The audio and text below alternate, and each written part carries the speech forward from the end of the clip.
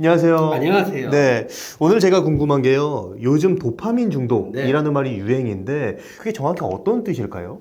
도파민 하면 쾌락으로 되어 있잖아요. 도파민의 사실 가장 중요한 기록은 쾌락과 즐거움이 아니에요. 도파민은 세 가지 기능을 갖고 있어요. 첫 번째 기능은 즐거움과 관계가 돼요. 두 번째 기능은 학습이에요. 세 번째 기능은 즐거운 거를 갖다 얻기 위한 접근 전략이에요. 이 세 가지가 밸런스가 맞아야 돼요. 예를 들어서 내가 어떤 과일을 먹었을 때 이 과일이 기쁨을 줘요. 근데 과일이 기쁨을 주는 이유는요, 그 과일은 당분이 들어가 있거든요. 예. 근데 원시시대 때는요, 당분을 섭취할 수 있는 데가 없어요. 근데 연시시대의 과일은 되게 쉬었거든요. 굉장히 심해도 불구하고 그 당을 먹기 위해서 인간이 미친 듯이 과일을 찾아다녀야지 우리는 되는 거예요. 그래서 과일을 갖다 거의 요만한 당을 먹기 싶어서 먹다가 보니까 비타민 부족도 안 생기게 되는 거고요. 그런데 우리는 그로 인해서 학습이 되는 거예요.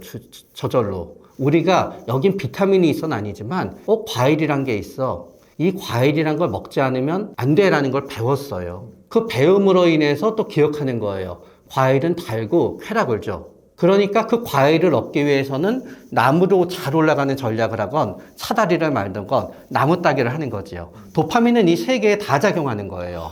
과일을 먹고 나서 아우 되게 맛있어. 이것도 작용하고요. 과일을 따려고 기를 쓰는 행위도 도파민이 작용해요. 그리고 이 기를 쓰는 행위의 방법과 어떤 과일이 더 맛있지?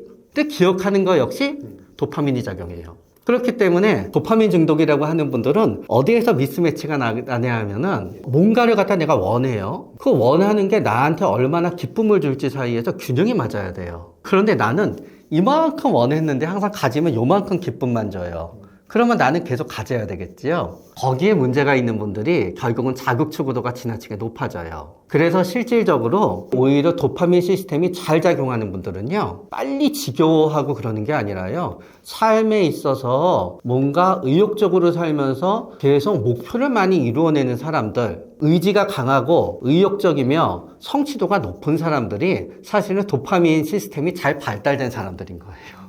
그렇다면 지금 내가 도파민 중독, 그러니까 지금 말씀해 주신 대로 도파민 체계가 붕괴된 사람인지 아닌지 알 수 있는 방법은 어떤 방법이 있을까요? 가장 도파민과 관계되어 있는 첫 번째 질환은 사실은 성인 ADHD예요. 근데 성인 ADHD는 우리의 생각과 다르게 도파민과 노에프네프린이 부족해서 생기는 질환이에요. 도파민과 노에프네프린이 충분해야지 충분한 시간 몰입을 해서 집중을 할 수가 있거든요. 예. 근데 성인 ADHD 분들은 진짜 내가 원하는 곳에서도 오래 집중하지 못해요. 그러면 그분들은 세 가지 특성을 갖고 있어요. 첫 번째 특성은 과잉 행동이에요. 가만히 있지를 못해요. 살면서 이것저것 손을 너무 많이 대요. 그래서 이분들은 뭔가 손을 많이 댈 때 원투에 대해서는 엄청나게 강해요. 근데 막상 그거를 손에 쥐잖아요. 금세 실증이 나요. 또 두 번째는 실제로도 과잉 행동이 있어요. 이렇게 앉아 있잖아요. 계속 움직여요. 한마디로 가만히 있지를 못하는 특성이 있어요. 그런 분이다 그러면 그분은 도파민 중독이라는 표현은 아니지만 도파민 시스템에 어려움이 있는 첫 번째 증상이고요. 두 번째는 충동성이에요. 그러나 충동적이면서 되게 착한 사람도 있고 충동적이면서 못된 사람도 있거든요. 충동적이면서 못된 사람은 별거 아닌 일에 욕을 하건 누군가를 때리건, 그래서 충동적이면서 착한 사람은요, 반대로 충동적으로 사람들한테 돈을 너무 잘 빌려줘요. 부탁을 잘 들어주고. 세 번째 측면은 같이 있는 사람도 없는 사람도 있는데 대체적으로 부주의해요. 그래서 여권도 잘 잊어먹고 맨날 집에 들어와서 텔레비 보다가 리모컨 어디 갔지? 찾고 있어요. 그래서 만약에 어떤 분이 금세 실증을 내고 이것저것 재미있는 거를 찾아다니는 경향이 있는데 내가 오래 앉아있으면 몸이 자꾸 움직이고 한 가지를 갖다 오래 하지 못하고 참을성이 없고 그러면서 내가 부주의가 있어서 깜빡깜빡 한다라고 하면은 그분은 현재 성인 ADHD에 해당이 되고 그럼에도 불구하고 성인 ADHD 성향은 있지만 내가 내 능력이 있어서 내가 원하는 것을 몰두할 때는 엄청 잘 몰두해서 내 경제적으로도 내가 괜찮고 또 나는 주변 사람과 문제가 없다라고 하면은 꼭 치료를 받을 필요는 없어요. 그러나 이거로 인해서 내가 심각한 문제가 있다고 하게 되면 그렇게 되고요. 또 두 번째는 우울증이에요. 우울증일 때는 의욕이 없어지게 되면서 도파민 시스템이 뭔가 어려움이 있다는 걸 뜻하게 돼요. 그러면서 밸런스가 무너져요. 갑자기 도파민 패스웨이가 활성화될 수 있는 것만 하려고 그래요. 더 심하게. 그래서 만사가 전부 재미가 없으니까 계속 띠릭띠릭 하고 인터넷 쇼핑만 하시는 거예요. 그러면은 택배가 이만큼 쌓여요. 그러면 아까 그건 원트지요. 그 라이크는 그거를 즐겨야 되잖아요. 뜯지도 않아요. 그러니까 쾌락만 추구하는 거네요. 쾌락을 즐기지 못하죠. 그래서 어떤 분은 그때 술에 몰입해요. 술은 어떤 분한테는 졸립게만 하지만 어떤 분한테는 도파민을 향상시키거든요. 그래서 술을 마실 때도 우울증에 의해서 술의 양이 늘어날 때는요, 진짜 확 마셔요. 또 어떤 분은 디프레션이 있을 때 한꺼번에 폭식을 해요. 그런데 폭식을 할 때 보면은요, 단기간에 엄청난 즐거움을 주는 것만 폭식해요. 단 거, 튀김, 기름진 것만 폭식해요. 어떤 분은 역설적으로 몇 년에 한 번씩 도박으로 돈을 날리는 분이 있어요. 진정한 도박 중독이면은 계속 도박을 해서 돈을 날려야 되지요? 아니에요. 4년 만에 한 번 날려요. 그리고 그때 그걸 물어보면은요, 사는 게 너무 재미가 없었대요. 그렇기 때문에 얼핏 보면은 도파민 중독이라고 우린 표현하고 있지만 사실은 전체를 놓고 보면은 도파민 시스템이 제대로 작동하지 않기 때문에 한 가지에서 엄청난 쾌락을 얻으려고 하다가 이제 하게 되는 거지요. 그렇다면은 이런 도파민 체계가 붕괴된 상황에서 안정화시키는 방법, 그런 방법이 있다면 어떤 방법이 있을까요? 앞서 말씀드린 성인 ADHD 성향이 있는 분들의 가장 어려움을 겪는 증상은 사실은 행위 중독이라 그래요.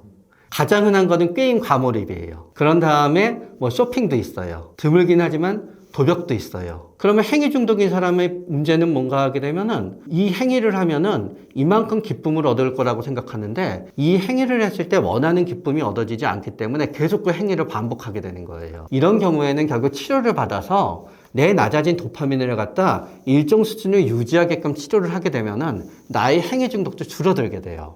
그럼 결국에 약물 치료를 받는 게 가장 빠른 방법이다 라고 볼 수 있겠네요. 네, 맞아요. 근데 약물 치료를 받지 않는다라고 가정하게 되면은 안 하면 안 할수록 줄어들고요. 하면 할수록 더 늘어나요. 그럼 안 하는 거는 뭐냐? 내가 그거를 하기에 굉장히 불편하게 만들어야 돼요. 예를 들어서 신용카드를 전부 없앤다. 그런 다음에 내 돈은 절대로 밤에 그 연결 계좌가 되지 않은 곳에 전부 몰아넣는다. 혹은 나는 현금으로만 산다. 예를 들어 난 진짜 쇼핑 중독을 없애야 되겠어. 그러면 은행에 가서 매일 5만 원씩 찾아서만 쓰는 거예요. 나는 너무 여행에 한 방에 돈을 많이 써서 걱정이야. 그럼 미리미리 내 돈을 전부 다 깰 수 없는 우리 종신보험에 넣어놓잖아. 난 돈이 없으니까 난 여행 못 가요. 억지로 그런 환경을 만드는. 네, 술이 문제다. 네. 그러면은 술이 없는 나라에 가서 살면요. 나는 술 안 마시게 돼요. 그런데 술이 없는 나라는 없는데 그렇기 때문에 사실은 알코올 클리닉에 입원하시는 분들의 가장 커다란 부분은 일단은 술을 끊으니까요. 이제 정상적인 게 될 때까지.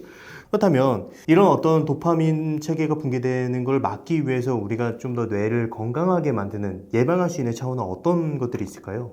굳이 말하자 그러면은 MRI나 CT상은 아니더라도 저는 내가 불행하다고 느끼고 있으면은 전 그때 뇌의 상태는 건강한 뇌는 아니지만 불행한 뇌라고 봐요. 내가 행복하다고 느끼고 있으면은 건강한 뇌는 아니지만 행복한 뇌라고 해요. 그러니까 불행한 뇌와 행복한 뇌는 말이 되는 것 같아요.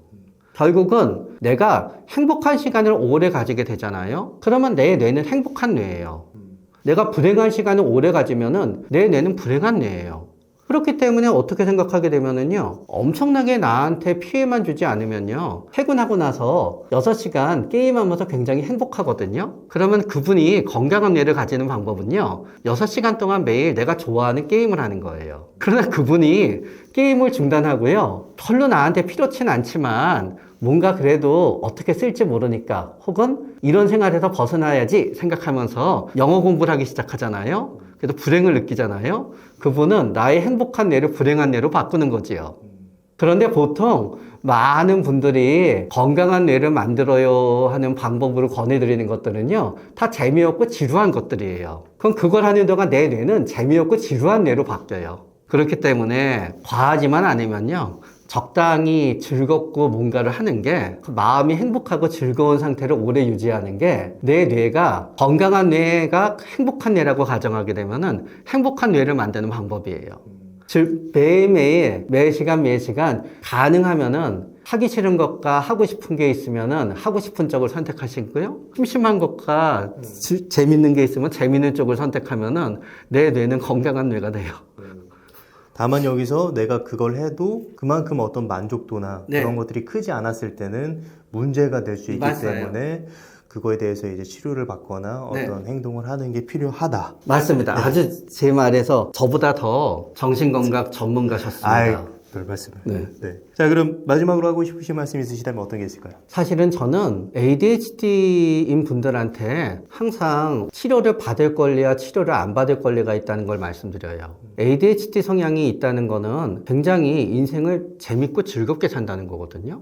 어떤 분이 약간 성인 ADHD 성향이 있는데 연예인이세요. 그런데 그분은 돌발적인 말도 잘하고 실수도 많이 해요. 그런 예능에서 통하지요. 그분이 나는 이게 싫어요 해서 ADHD 성향을 다 치료해요. 그건 예능 나가면 재미없어요. 그렇기 때문에 어떤 분이 자극 추구도가 높다는 건요, 인생을 굉장히 재밌고 즐겁게 살 수 있다는 거예요.